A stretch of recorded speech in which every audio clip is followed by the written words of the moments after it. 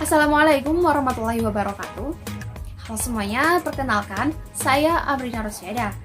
Alhamdulillah sekarang menjadi mahasiswa semester 3 di Fakultas Kesehatan Masyarakat, khususnya program studi kesehatan lingkungan Universitas Sriwijaya. Nah, di semester 3 ini kita ada mata kuliah yang namanya pencemaran udara kesehatan lingkungan. Baiklah, inilah mata kuliah pencemaran udara kesehatan lingkungan yang ada di semester 3. Kebetulan dosen pengampunya yaitu Ibu Elvi Sunarsi SKM Menkes. Sebelumnya, Marina mau tanya nih ke teman-teman. Apa sih yang terlintas di pikiran kalian saat kalian mendengar kata pencemaran udara? Debu, asap, atau polusi? Tepat sekali, karena pencemaran udara adalah kondisi di mana kualitas udara menjadi rusak dan terkontaminasi oleh berbagai zat, baik itu zat yang dapat membahayakan maupun zat yang tidak membahayakan kesehatan manusia. Pencemaran udara terjadi karena adanya satu atau lebih substansi fisik, kimia, ataupun geologi yang ada di atmosfer bumi dalam jumlah yang dapat membahayakan kesehatan manusia, hewan, dan juga tumbuhan. Selain itu, pencemaran udara juga dapat mengganggu estetika atau keindahan dan kenyamanan, merusak berbagai properti yang ada di sekitar kita, apalagi kalau polusi udara itu dapat sangat mengganggu penglihatan kita ya. Lalu, apa sih sebenarnya penyebab dari pencemaran udara ini? Sebenarnya ada dua faktor yang dapat menyebabkan pencemaran udara. Faktor yang pertama itu sumber alami, contohnya asap letusan gunung api, aktivitas mikroorganisme, kebakaran hutan dan lahan.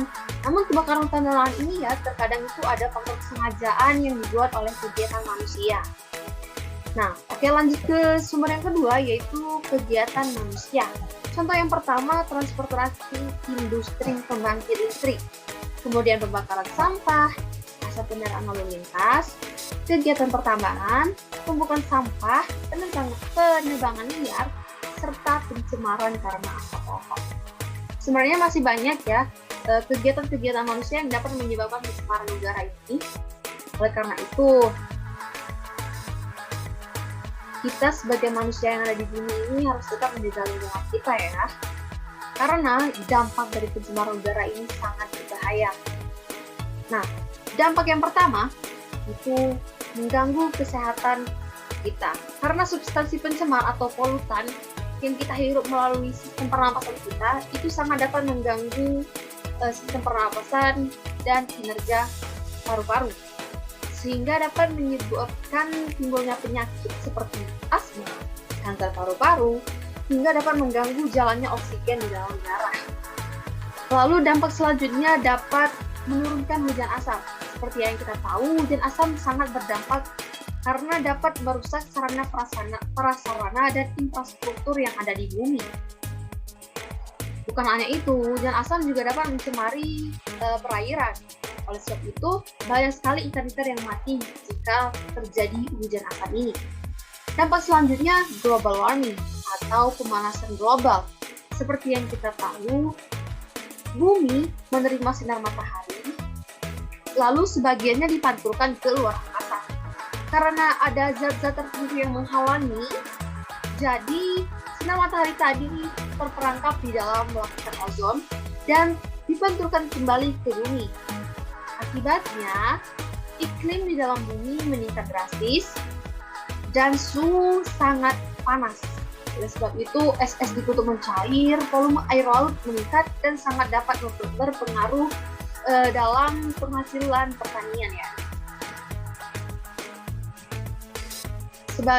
Karena dampaknya sudah kita tahu sangat merugikan kita dan lingkungan sekitar kita, lalu apa sih yang dapat kita lakukan untuk mencegah terjadinya pencemaran udara ini? Hal yang pertama yang harus kita lakukan adalah dengan mengolah limbah rumah tangga dengan baik. Limbah anorganik dapat didaur ulang dan dibuat kerajinan tangan, sedangkan limbah organik dapat dimanfaatkan dalam pembuatan pupuk kompos. Solusi yang kedua itu dengan menanam pohon atau tanaman hias di sekitar pekarangan rumah kita. Ini juga salah satu bentuk supaya oksigen di bumi kita ini tetap terjaga. Solusi selanjutnya, kita harus mengurangi penggunaan kendaraan bermotor, diganti dengan menggunakan transportasi umum, bersepeda, ataupun berjalan kaki. Ternyata berjalan kaki bukan hanya menyehatkan tubuh loh, tapi juga dapat membantu mengurangi pencemaran udara yang ada di bumi.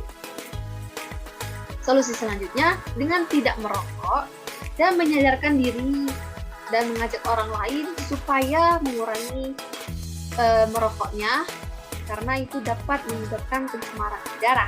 Solusi yang terakhir, kita dapat menggunakan bahan ramah lingkungan. Karena dengan menggunakan bahan yang ramah lingkungan, kita dapat mengurangi penumpukan sampah, terutama sampah plastik. Kita juga dapat mengurangi pencemaran udara karena pembakaran sampah dan bau tidak sedap yang dihasilkan sampah. Oke, itu ada beberapa solusi yang dapat kita lakukan untuk mencegah pencemaran udara. Semoga dapat bermanfaat dan diterapkan dalam kehidupan keseharian kita. Terus lindungi oksigen di bumi, jaga kebersihan, dan menanam pohon untuk kehidupan bumi lebih lama. Oke, saya rasa sekian ya dari saya. Saya mohon maaf bila ada salah kata. Saya akhiri, wabillahi taufiq wal hidayah. Wassalamualaikum warahmatullahi wabarakatuh.